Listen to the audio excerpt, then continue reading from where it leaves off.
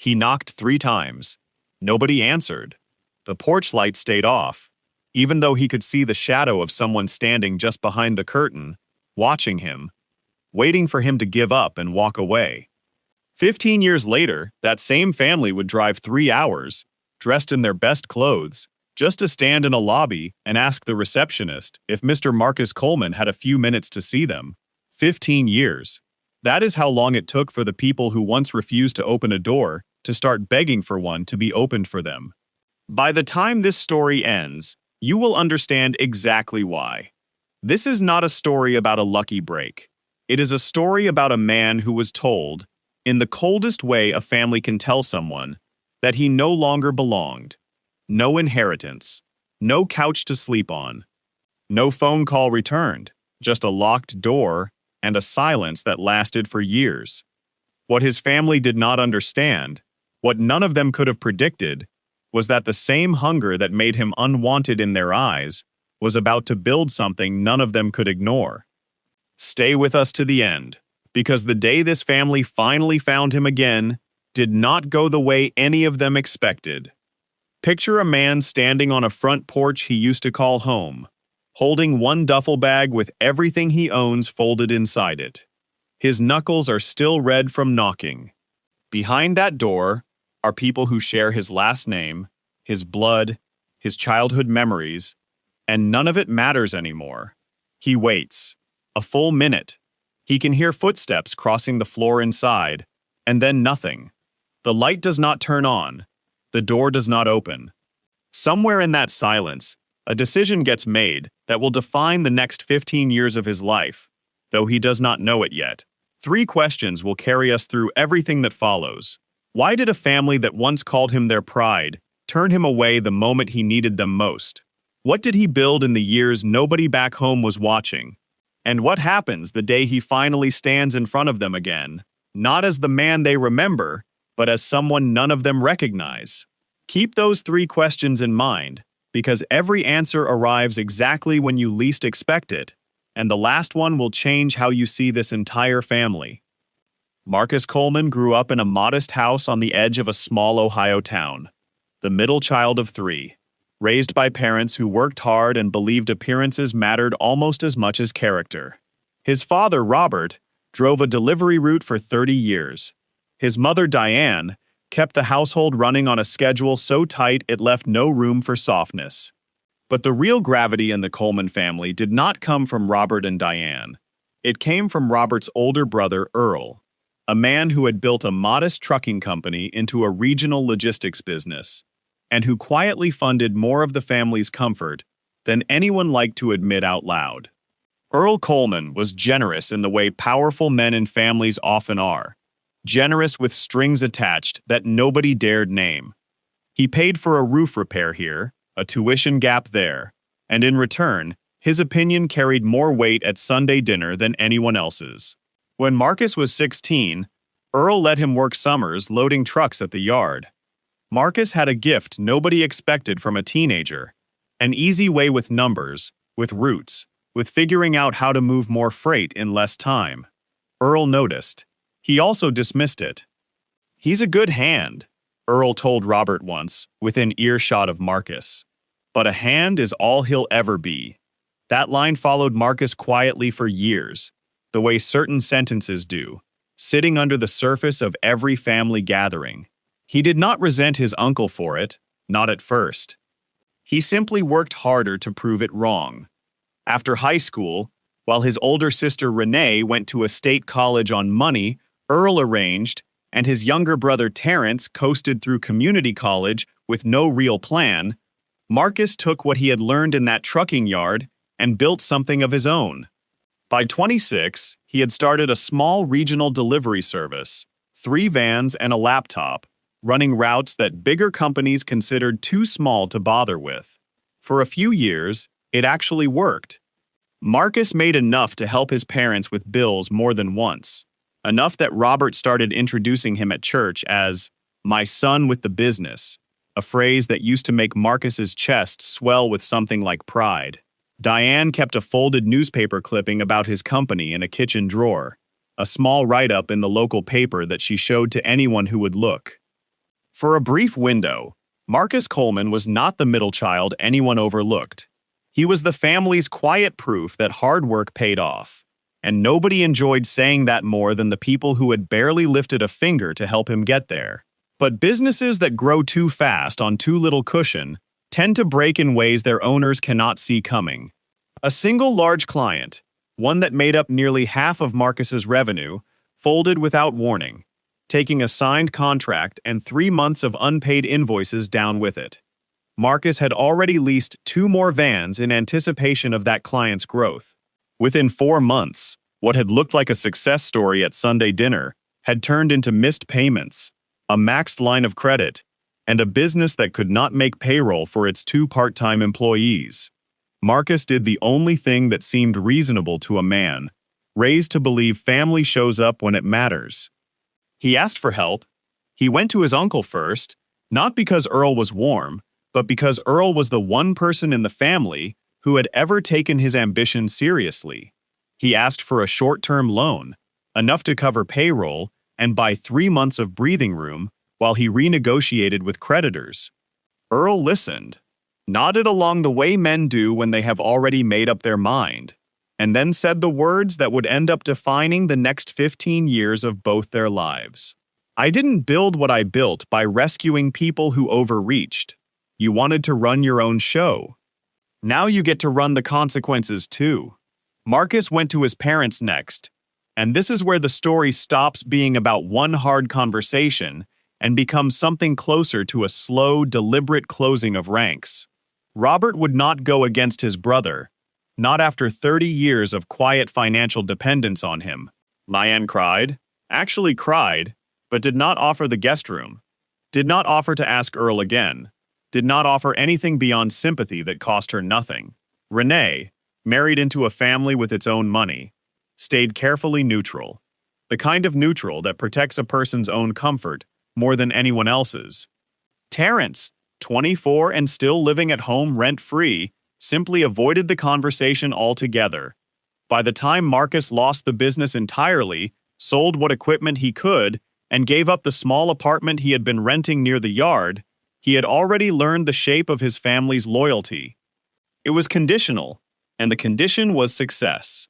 He tried one more time, showing up at his parents' house on a Tuesday evening, with everything he owned in a single duffel bag, hoping 30 years of being their son would outweigh 1 bad year of being a burden.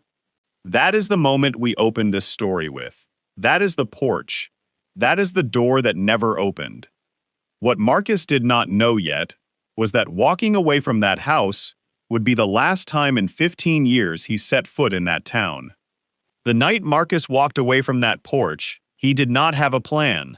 He had $43, a phone that would be disconnected within the week, and a duffel bag with 2 changes of clothes, a razor, and the folded newspaper clipping his mother had kept in her kitchen drawer, which he had quietly taken on his way out, unsure even now why it mattered to him. He walked to the bus station because it was the only place open that late and warm enough to sit in. He did not call anyone. There was no one left to call. He spent that first night on a bench outside the station, and the second night in a shelter 2 towns over, the kind of place where men do not ask each other questions, and staff learn not to either. He remembers, more than anything, the particular kind of exhaustion that comes from being awake and afraid at the same time, unable to sleep because sleeping felt like giving up ground he could not afford to lose. On the 3rd day, he called his brother Terrence, not his parents, hoping a brother closer to his own age might understand something their parents could not. Terrence answered, listened for less than a minute, and told him their father had asked everyone not to enable him. Enable was the word Terrence used. Marcus hung up and did not call again. For the next several weeks, Marcus moved through a string of day labor jobs, unloading trucks at warehouses that paid cash at the end of a shift, sleeping wherever a night's wage could buy him a bed. It was during one of those warehouse shifts, exhausted and half convinced his life had quietly ended, even though his body kept moving, that he met a man named Walter Briggs, an older dispatcher running the night shift at a regional freight yard outside Columbus. Walter noticed something the way Earl Coleman never had. Not effort, but instinct. The way Marcus could look at a loading dock and see the fastest possible sequence before anyone gave him instructions. Walter did not offer Marcus charity. He offered him a job, a real one, dispatching overnight freight for a small regional carrier that could not afford to be picky about resumes. It paid barely enough to rent a room in a shared house, but it came with something Marcus had not had in months, which was a reason to wake up believing the next day might be slightly better than the last one. Walter Briggs would go on to become the closest thing to family Marcus had for the next several years, though at the time, neither of them understood how far that single job offer would eventually carry him. This is also where the story plants something worth remembering. Late one night at the freight yard, Walter mentioned almost in passing that a former colleague of his was trying to get a small logistics software startup off the ground down in Atlanta, and that they needed someone who actually understood freight movement instead of just code. Marcus filed the comment away without much thought at the time. It would resurface 18 months later, in a way that changed the entire direction of his life, though in that moment, sitting in a cold dispatch office at 2 in the morning, it was just one more piece of conversation in a night full of them. Back in Ohio, life continued for the Coleman family with a quiet efficiency that Marcus's absence did not disturb. Robert told concerned relatives that Marcus had gone off to figure himself out. Diane stopped keeping the newspaper clipping visible in the kitchen drawer, tucking it further back until it was simply gone from conversation altogether. Earl, for his part, rarely mentioned his nephew at all, and when he did, it was only ever as a cautionary example for younger cousins who talked too ambitiously about starting something of their own. The family did not grieve Marcus's absence. They absorbed it, the way a household absorbs the loss of a piece of furniture nobody particularly liked.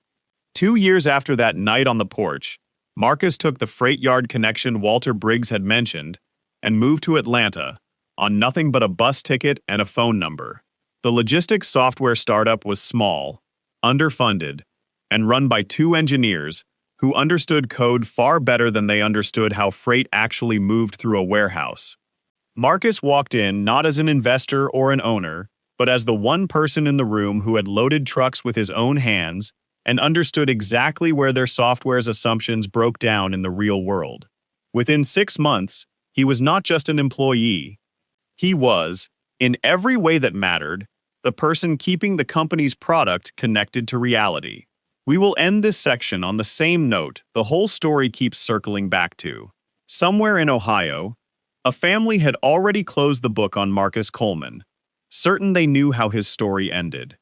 What none of them understood, standing in that quiet, undisturbed household, was that the man they had written off was 2 states away, sitting in a cramped office at 2 in the morning, building something that would eventually make their assumptions about him look almost embarrassingly small.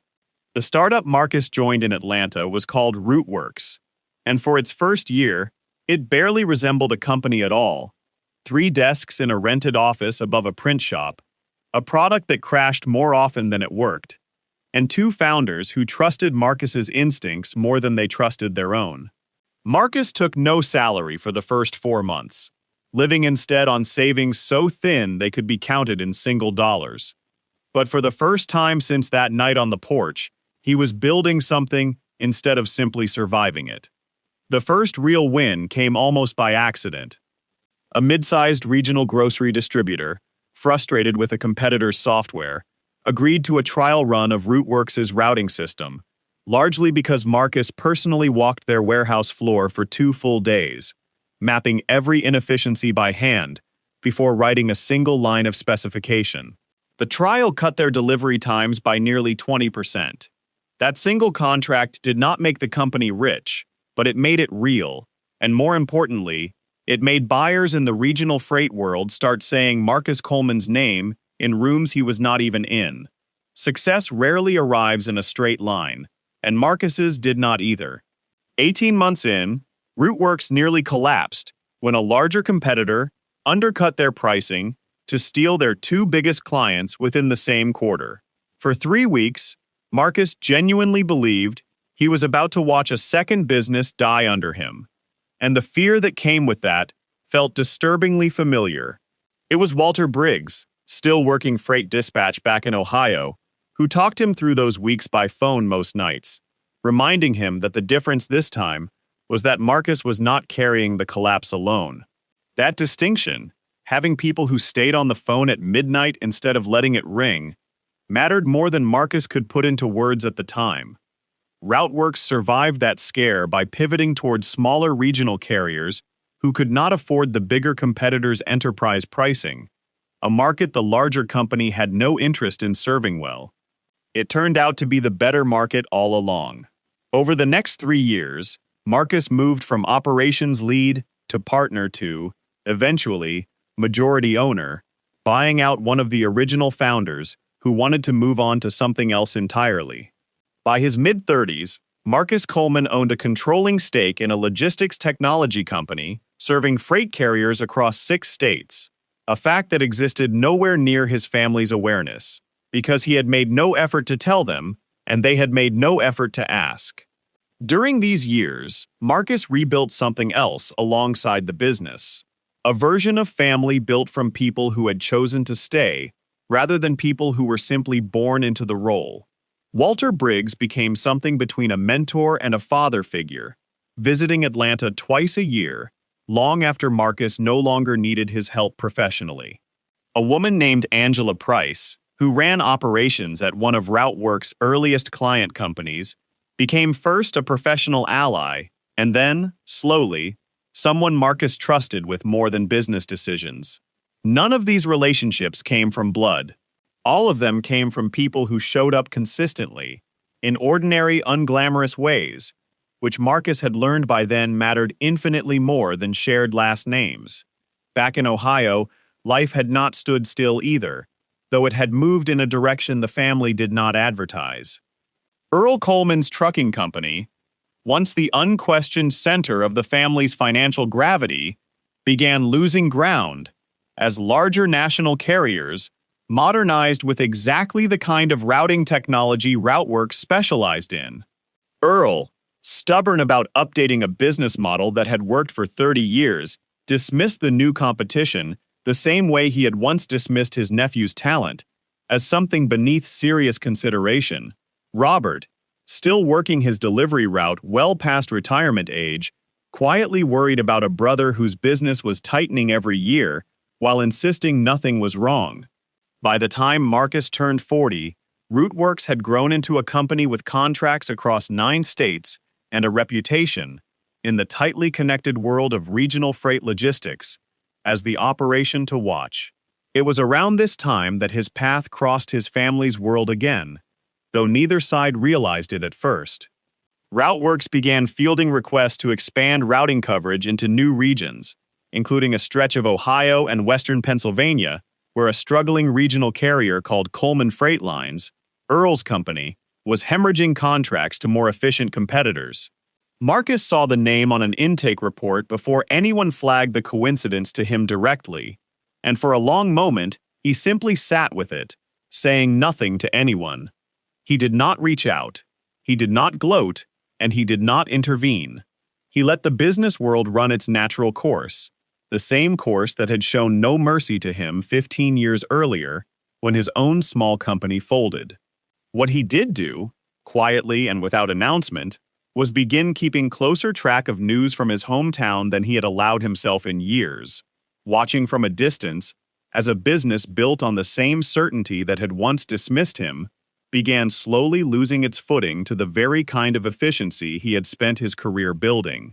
2 moments define this stretch of Marcus's life more than any single triumphant milestone. The first was the day Routeworks signed a national distribution partner, a deal so large it effectively secured the company's future regardless of what happened with any single regional client. The second, quieter but more personally significant, was the day Marcus finally paid off every debt tied to his failed first business back in Ohio, debts he had legally been free to walk away from years earlier, but had chosen to settle in full. One final closing of a chapter nobody back home even knew he was still writing. By the time we reach the point in this story where Marcus Coleman's family finally comes looking for him, he is no longer the man who left that porch with $43 in a duffel bag. He is the majority owner of a logistics technology company worth more than his entire hometown's annual municipal budget, a man whose name now appears in trade publications his uncle Earl actually subscribes to, though Earl, still not connecting the dots, has no idea the Marcus Coleman quoted in those articles is the same nephew he once called nothing more than a good hand. The call came on a Thursday afternoon from a cousin Marcus had not spoken to in over a decade, his grandmother, Eleanor Coleman, the family matriarch who had stayed carefully neutral through everything that happened 15 years earlier, had passed away peacefully at 88. The funeral would be held that Saturday, back in the same small Ohio town Marcus had walked away from with nothing. For 3 full days, Marcus sat with the decision of whether to go at all, and it was Angela, by then far more than a business ally in his life, who finally told him plainly that some doors need to be walked back through, not for the people on the other side, but for the person doing the walking. He arrived Saturday morning in a car Walter Briggs had insisted on driving him in, quiet, understated, nothing that announced wealth the way people imagine success always does. Marcus wore a simple dark suit, no different from what any respectful mourner might wear, and for the first several minutes standing at the edge of that small church parking lot, nobody recognized him at all. His father Robert, gray now and moving slower than Marcus remembered, walked past him twice, before something in his gait, some small physical echo of the boy he raised, made him stop and turn back around. What followed inside that church was not the dramatic confrontation any of them might have imagined during 15 years of silence. It was quieter than that, and in some ways heavier. Diane wept the moment she recognized him, not performative tears, but something that looked like genuine, delayed grief for the years she had allowed to pass. Renee, now with 2 children of her own, approached carefully, clearly unsure what tone to strike after so long. Terrence, older now and visibly humbled by a life that had not gone the way he expected, said almost nothing, simply nodding at Marcus from across the reception hall. It was Earl Coleman who created the moment this entire story had been building toward, though not in the way he intended. Overhearing another mourner mention, with clear admiration, that Marcus Coleman ran one of the fastest-growing logistics technology companies in the region, Earl laughed, actually laughed, assuming it was a case of mistaken identity, some coincidence of a shared last name. It was only when that same mourner gestured directly toward Marcus standing across the room that Earl's expression shifted, slowly, from amusement to confusion, to something that looked, for the first time in Marcus's memory, like genuine uncertainty. Earl approached him near the end of the reception, standing a little too close, the way men do when they are trying to reassert authority they can feel slipping. "I heard some things today," Earl said, choosing his words carefully, "about your company." Marcus did not raise his voice, did not perform triumph, did not offer the speech 15 years of imagination might have written for this exact moment. He simply confirmed it, plainly, the way a man confirms a fact rather than delivers a verdict. Yes, that was his company. Yes, it now served routes across the same region Coleman Freight Lines had been losing ground in for years. No, he had not planned any of it as revenge. It had simply happened, the way real success often does, quietly, while the people who dismissed it were not paying attention. Robert pulled his son aside separately, away from Earl, away from the rest of the family, and said the thing Marcus had waited 15 years to hear, without ever admitting to himself how badly he needed it. "I should have opened that door," Robert said, voice unsteady in a way Marcus had never heard from him before. "Your mother and I talk about that night more than you'll ever know. We let your uncle's opinion matter more than our own son. I don't have a good enough reason for that. I just have regret." Marcus did not offer instant forgiveness, and he did not withhold it either. He simply told his father the truth, that he had spent years being angry, and more years than that simply trying to build a life where that anger no longer had room to live. By the end of that day, something had shifted permanently in the Coleman family, though nobody yet knew exactly what shape it would take. Earl, for the first time in his life, had been made small in front of people whose respect he had spent decades cultivating, not through any act of aggression from Marcus, but simply through the plain, undeniable fact of what his nephew had built, while Earl assumed he was building nothing at all. And Marcus, standing in the same church where his family had once quietly decided he no longer counted, understood that the true twist of this story was not his success itself, but the fact that none of them had ever bothered to ask what he might become before they decided he was finished. 3 weeks after the funeral, Marcus received a call from Earl directly, the first personal conversation between the two of them in 15 years. Coleman Freight Lines, Earl admitted, with visible difficulty, was in far worse financial condition than the family had let on, quietly bleeding contracts to modernized competitors for the better part of 5 years. Earl did not apologize outright for the words he had said 15 years earlier. Instead, he asked, carefully, whether Routeworks might consider a partnership, or failing that, an acquisition that would at least preserve some of the jobs still tied to the family name. This is the moment the entire story had been quietly building toward, and it did not resolve the way simple revenge stories usually do. Marcus did not humiliate his uncle further, and he did not hand him a rescue out of guilt either. He did something more deliberate. He agreed to review Coleman Freight Lines' operations honestly, the way he would review any struggling company, and the review confirmed what Earl already suspected, that the business could survive, but only under leadership willing to modernize rather than protect old certainties. Marcus offered a fair acquisition, one that paid Earl enough to retire comfortably, but removed him entirely from day-to-day control of the company he had once run like an unquestioned kingdom. Earl accepted, not gracefully, but he accepted, because the alternative was watching the company collapse entirely under his own name. It was, in its own quiet way, the closest thing to accountability Earl Coleman had ever faced in his life, not punishment handed down by his nephew, but simply the natural consequence of decisions he had made years earlier, finally arriving at his door, the same way consequences had once arrived uninvited at Marcus's own. With his parents, the resolution took a different shape entirely. Marcus did not rescue Robert and Diane out of guilt, and he did not distance himself out of old resentment either. He rebuilt the relationship slowly, on terms he set rather than terms handed to him. He helped his parents directly, quietly paying off their remaining mortgage and covering Robert's overdue medical bills, not as a grand gesture performed for an audience, but the way any son might help aging parents he had chosen to let back into his life. He set one boundary clearly and never wavered from it. Family gatherings going forward would happen on his terms, in his time, and Earl would not be present at any of them. Renee and Terrence, watching this unfold from the sidelines, found their own paths back into Marcus's life, slower and less certain, earned in small increments rather than granted all at once.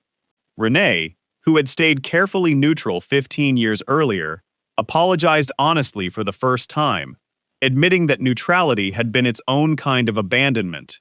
Terrence, humbled by years of his own unfulfilled potential, asked Marcus for something he had never asked for before, not money, but advice, the kind of mentorship Marcus himself had once received from a stranger named Walter Briggs at a freight yard nobody in the Coleman family had ever heard of.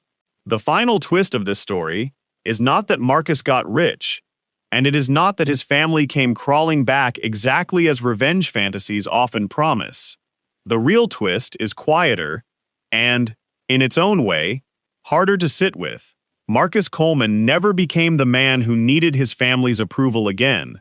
He simply became someone capable of extending grace to the people who had once withheld it from him, without ever forgetting, and without ever pretending the door they closed 15 years ago did not leave a mark that stayed with him for the rest of his life. There is a version of this story where Marcus Coleman slams the door the way it was once slammed on him, where 15 years of silence gets repaid with 15 years of the same treatment. Measure for measure. That is not what happened. And if you have made it this far, you already understand why that matters more than any dramatic reversal ever could. The people who write someone off in their lowest moment rarely imagine that person still watching the road ahead long after they have stopped watching back.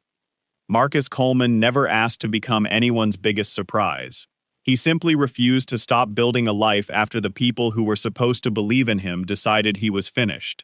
What stays with this story, long after the details fade, is a single, uncomfortable question worth sitting with, honestly. How many people in our own lives have we quietly written off during their hardest season, certain we already knew how their story would end? And if that person showed up again years from now, changed in ways we never predicted, would we be able to say we treated them with the patience we would have wanted for ourselves? Before we close things out tonight, let us know in the comments where you are watching from. We would love to hear from you, wherever in the world this story found you tonight. And if this story reminded you that the people who doubt you can end up needing you most, subscribe to this channel and turn on notifications now, because you will not want to miss what we tell next.